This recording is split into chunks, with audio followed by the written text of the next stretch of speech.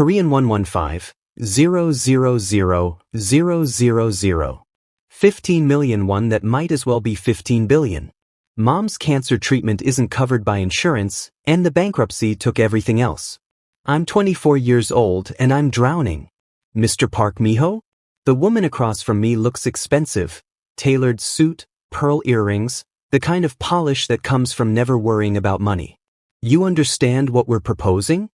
I swallow hard. Surrogacy. Gestational surrogacy for a very select client, she corrects, sliding a folder across the mahogany desk.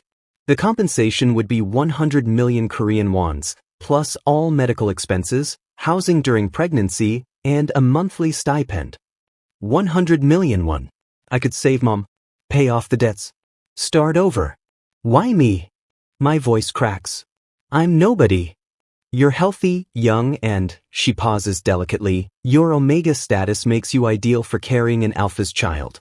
Our client specifically requested someone without complications. No mate, no bond, no attachments. No attachments. The story of my life.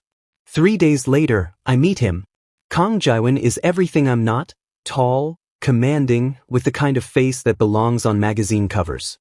His scent hits me first, winter pine and something darker, like smoke. Pure alpha. My omega instincts want to submit immediately, but I dig my nails into my palms. Sit. His voice is cold, efficient. I sit. You've read the contract? He doesn't look up from his tablet. Yes. And you understand this is purely transactional? No emotional involvement. No expectations beyond producing a healthy child. The words sting more than they should. I understand. Finally, he looks at me. His eyes are dark, unreadable. For a moment, something flickers there. Curiosity? Regret? But it vanishes before I can name it. Good. Sign here. He pushes papers toward me. You'll move into the guest house on my property tomorrow. All your needs will be provided for. My hand shakes as I sign my name. Park Miho.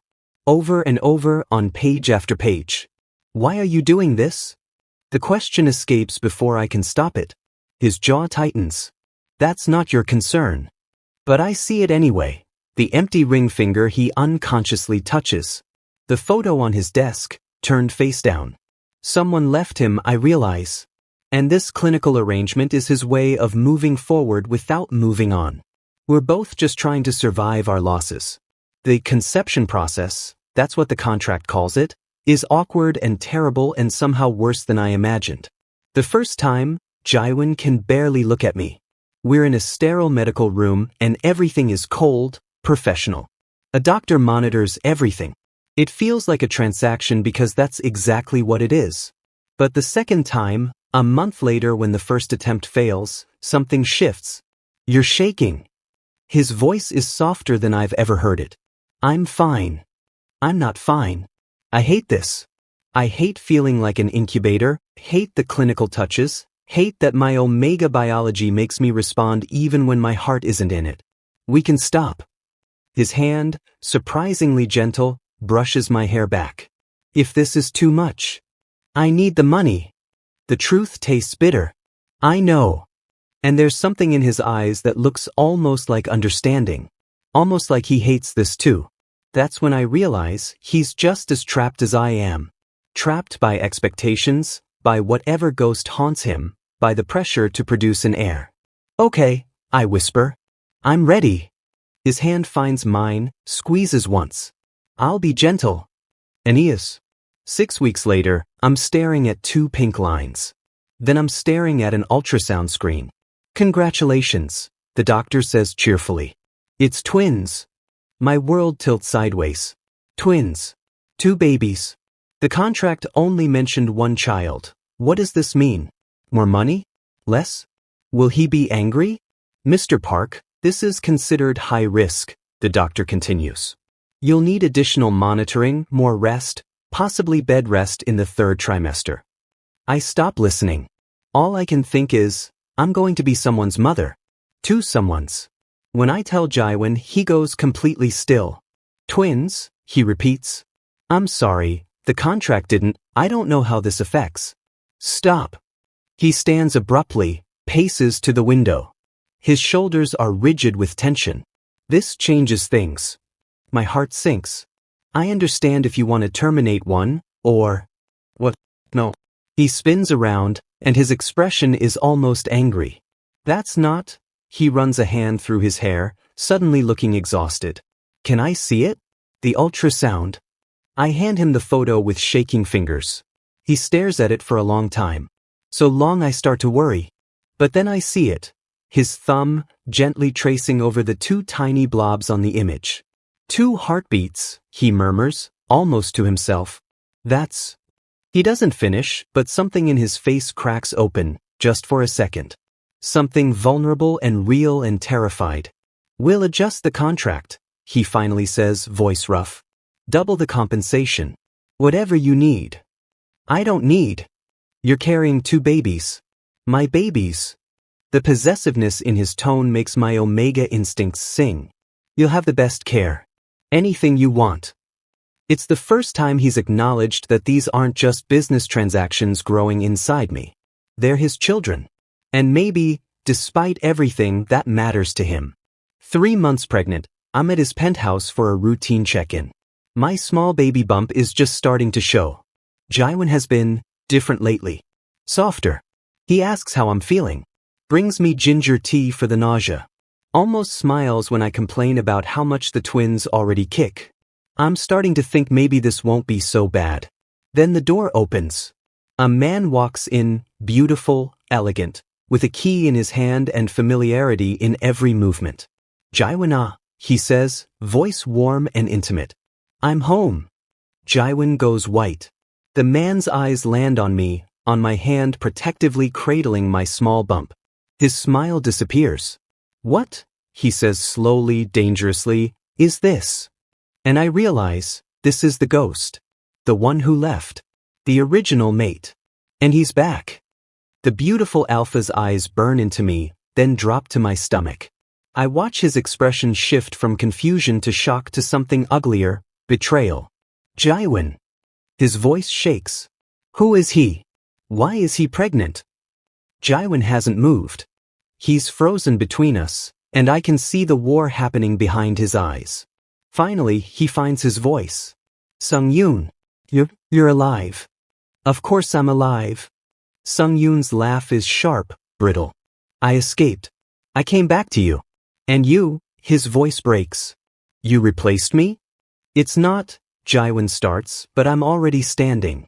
I should go. My voice sounds distant, not my own.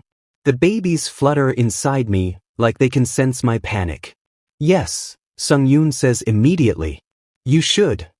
Sung-yoon, Jaiwan begins, but the alpha cuts him off. 3 years, Jaiwan. 3 years I fought to get back to you. And I come home to find you've moved on? With him.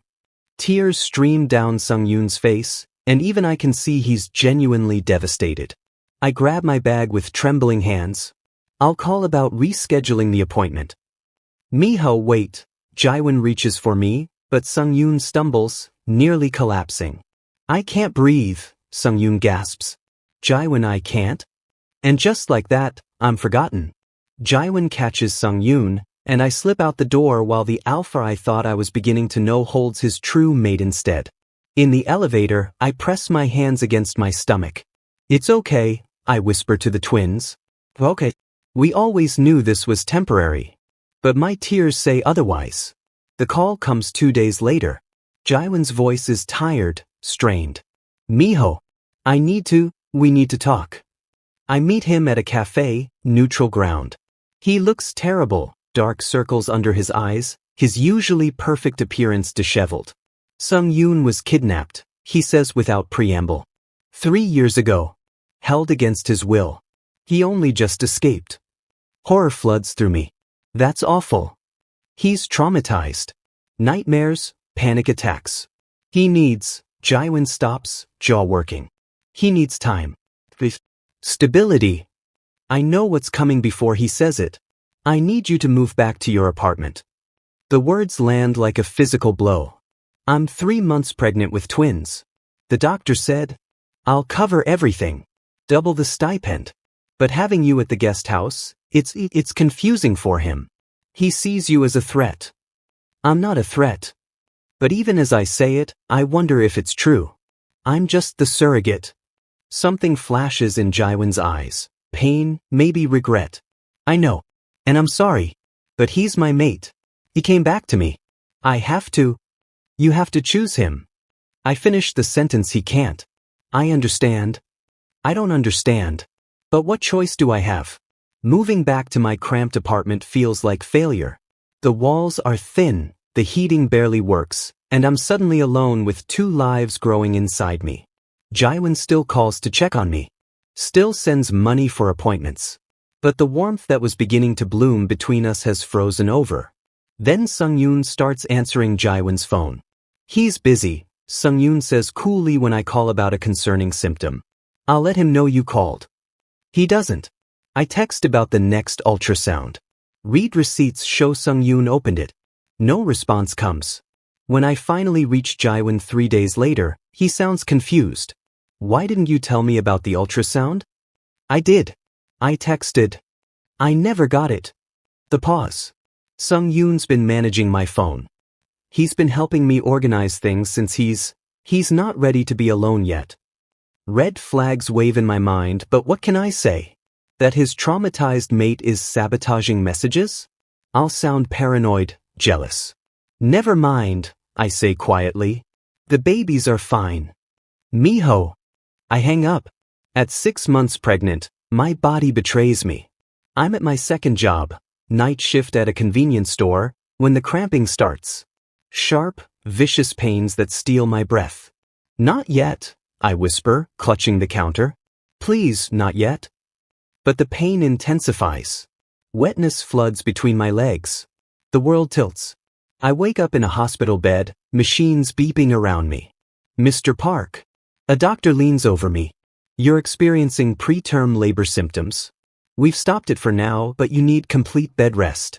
No stress, no physical activity. These babies need more time. I can't afford. Your emergency contact is handling everything. Emergency contact?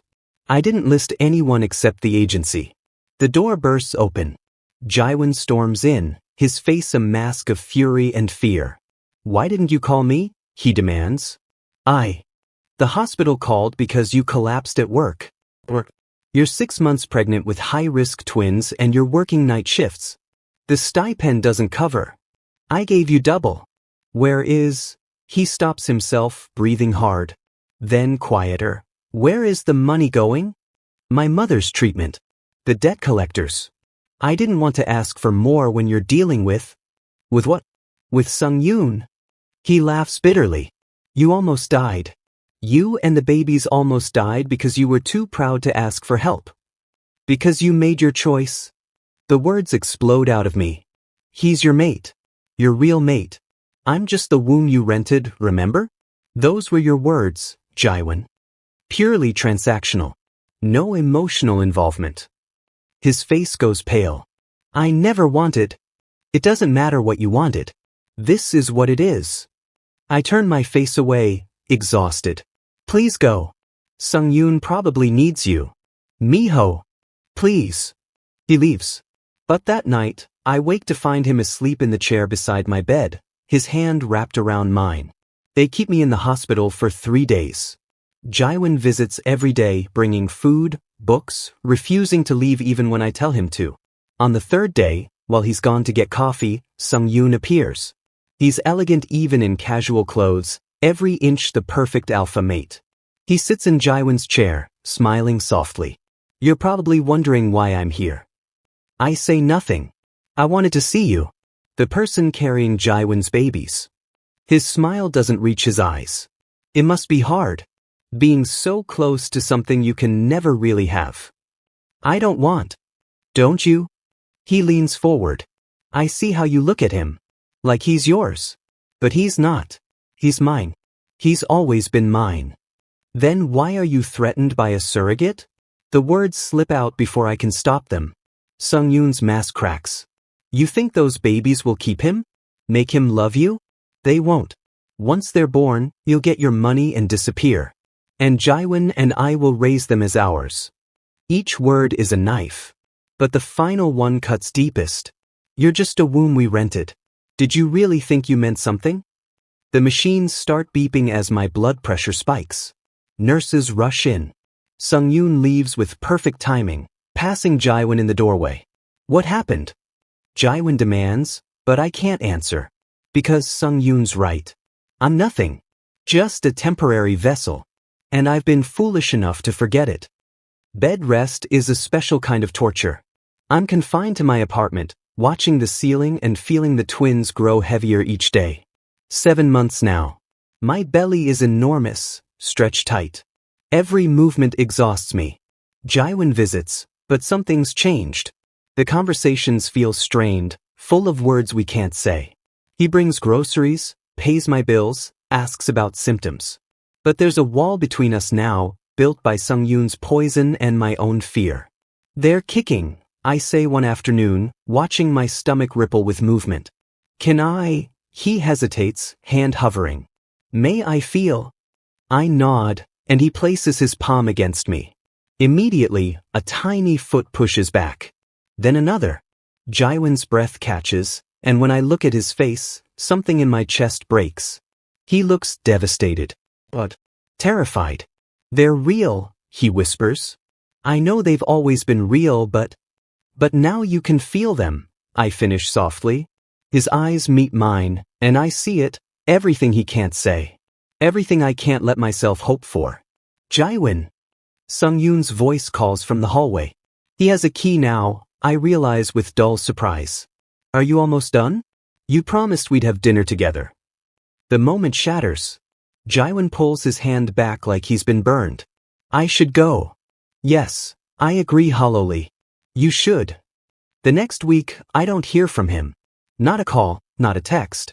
When I finally reach out about a doctor's appointment, the agency coordinator answers. Mr. Kong asked me to handle your appointments from now on. He's dealing with a personal situation. Personal situation. His real life, his real mate. I'm just the complication. But then my friend Hannah visits, her face troubled.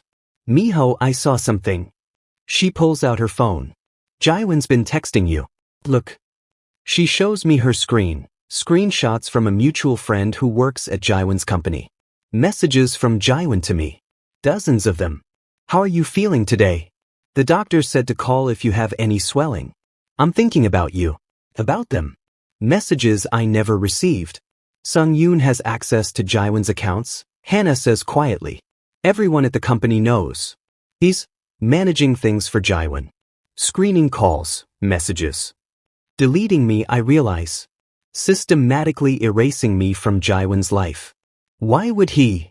Because he sees you as competition. Hannah grips my hand. And honestly, maybe he's right to be scared. At 8 months, Sung-yoon suggests visiting me.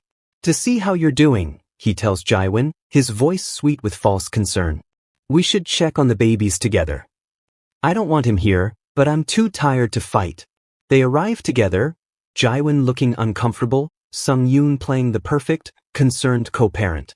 He brings expensive baby clothes, coos over my belly, says all the right things. You must be so ready for this to be over, Sung-yoon says sympathetically. Carrying them for us. It's such a sacrifice. The word is deliberate, possessive. I need to use the bathroom, I say, struggling to stand. Jaewon immediately moves to help, but Sung-yoon is faster. I'll help him. You should call your mother back, I told her you'd call. Another thing I didn't know about. Another way he's inserted himself between us. Sung-yoon walks me toward the bathroom, his hand firm on my arm. We reach the top of the stairs to the building's lower level. I'm on the second floor of a walk-up. You know, Sung-yoon says conversationally, Jaewon talks about you sometimes. About how strong you are. How brave. Does he? I shouldn't feel hope, but I do. Yes. It makes me wonder, do you think those babies will be enough? To keep his attention? I don't. Because they won't be. His voice hardens. Once they're born, you're done. And Jaewon and I will finally have our family. Without you. He says it so calmly. So certainly. And as he does, he shifts his weight, his shoulder connecting with mine. Not hard. Just enough. My balance, already precarious with the weight of the twins, tips. I grab for the railing, but my swollen fingers slip. I'm falling. Time slows. I see Sung-yoon's face, shock, or maybe calculation, I can't tell. I hear Jaewon's voice screaming my name. Feel the impact as I hit the landing, my body instinctively curling around my stomach. Around my babies. The pain is blinding. Red and sharp and everywhere. No, I gasp. No, please not my babies. Then Jaewon is there, his face white with terror. Don't move. Don't move. Ambulance is coming. The twins. They're going to be okay. You're all going to be okay. But he's crying, and I've never seen him cry. Jaewon, I whisper, tasting blood. I'm scared. I know. I'm not leaving you. Sung-yoon stands at the top of the stairs, perfectly composed. Oh my God, he just fell. I tried to catch him, but I see it in his eyes. The calculation. The satisfaction. He pushed me. Emergency C-section at 32 weeks. I'm awake but fading, feeling them cut into me, pull life from my body. Save them, I beg the doctors through tears. Please save my babies. Not me, We're saving everyone, the surgeon says firmly. But I hear the alarms. Feel the blood leaving me. Know that something is terribly wrong. The last thing I see before darkness takes me is Jaewon's face through the window, his hand pressed against the glass, his mouth forming words I can't hear. I wake 3 days later. The first thing I feel is emptiness. My stomach, so long stretched and full, is flat and aching. Panic seizes me. My babies. They're fine. Jaewon is beside me instantly, looking like he hasn't slept in days. 2 boys. Small but strong. They're in the NICU, but they're fighters. Relief crashes through me so hard I sob. Can I see them? Soon. You lost a lot of blood. You almost, his voice breaks. You almost died, Miho. But the babies are okay? Yes. He grips my hand. Thanks to you. You protected them, even falling. The doctor said the way you curled your body, you saved them. I did? I saved them. My babies are alive. Then I remember. Sung-yoon. The stairs. The deliberate bump. There's something else, Jaewon says, his voice hard. Hospital security reviewed the footage. From the hallway camera. He shows me his phone. The video is grainy but clear enough. Sung-yoon and I talking. His shoulder connecting with mine. The push disguised as an accident. He tried to kill them, I whisper. He tried to kill your babies. I know. Jaewon's face is carved from stone. He's gone. I pressed charges. And I ended everything between us. But he's your mate. No. Jaewon's eyes meet mine, burning with intensity. The Sung-yoon I loved never existed. Or maybe he died in those 3 years. Either way, the person who came back isn't him. And he's not my mate. Not anymore. He leans closer, his hand cupping my face with infinite gentleness. You are, he breathes. You and those 2 miracles you gave me. You're my family. And I'm so sorry it took almost losing you to realize it. I want to believe him. Want it so badly I ache. But Sung-yoon's words echo, you're just a womb we rented. The contract, I say dully. I fulfilled it. The babies are born. When can I leave? Jaewon flinches like I've struck him. Leave. That was the agreement. I give you the babies, you give me the money. We're done. Miho, please. I want to see them once. My sons. Then I want my payment and I want to go. Because if I stay, if I let myself hope, and he changes his mind again, it will destroy me. Better to leave now while I still can. They will me to the NICU on my 2nd day awake. My body screams with every movement, the C-section incision pulling and burning, but I don't care. I need to see them. 2 tiny isolettes, side by side. 2 impossibly small babies with tubes and wires, their chests rising and falling with mechanical help. They're beautiful, I breathe. The nurse smiles. Would you like to hold them? Skin to skin is good for preemies. They place the first twin in my arms. Baby, the chart says. He's so light, so fragile. His tiny hand wraps around my finger, and my heart shatters completely. "Hi, baby," I whisper. The word catches. What am I? Not mother. Not father. Just the person who carried you. I'm Miho. Jaiwan stands beside me, silent. When they bring baby B, Jaiwan's hand shakes as he reaches out. "Can I?" I nod, and they place the second twin in his arms. Jaiwan stares down at his son with naked wonder, tears streaming freely. "They need names," I say quietly. He looks at me. "I thought we could choose together?" "They're yours. You should name them." "Ours," he corrects desperately. "Miho, please, they're ours." "Don't." My voice breaks. "Don't make this harder than it has to be. I fulfilled the contract. Let me go." I stay 5 more days. Just until the twins are stable enough for me to leave without guilt. Jaiwan tries to talk to me a dozen times, but I shut him down. On discharge day, he hands me an envelope. The payment, plus compensation for the accident and medical trauma. His voice is hollow. It's more than the contract stipulated. I take it without looking. "Thank you." "Where will you go?" "My apartment. Then I'll figure it out." "Away from you. Away from them. Before I can't leave at all." "Miho," he catches my wrist. "I love you." 3 words too late. "You love the Omega who gave you sons," I say tiredly. "You love the idea of a family. But you don't know me, Jaiwan. We had a contract, not a relationship." "That's not true." "Isn't it?" I pull away. "Goodbye, Jaiwan. Take care of them." I walk away before he can see me break. 2 weeks pass in gray numbness. My body heals slowly. My breasts ache with milk meant for babies I'll never feed. I pump and dump, crying every time. The money sits untouched. I can't bring myself to use it. It feels like blood money now. Then Jaiwan starts texting. Not begging me to come back, just updates. Baby A opened his eyes today. They're dark, like yours. Baby B hates diaper changes. Screams like we're murdering him. They came off oxygen. Doctor says they're fighters. Each message is a knife wound. I don't respond, but I read every single one. One night, my phone rings at 2 a.m. "Miho." Jaiwan's voice is ragged. "I'm sorry to call, but I don't know what to do." Baby B won't stop crying. He's fed, changed, not sick, but he won't. He just won't stop. Background wailing confirms it. The cry cuts through me like nothing else. Is he warm enough? Sometimes preemies get cold. I've tried everything.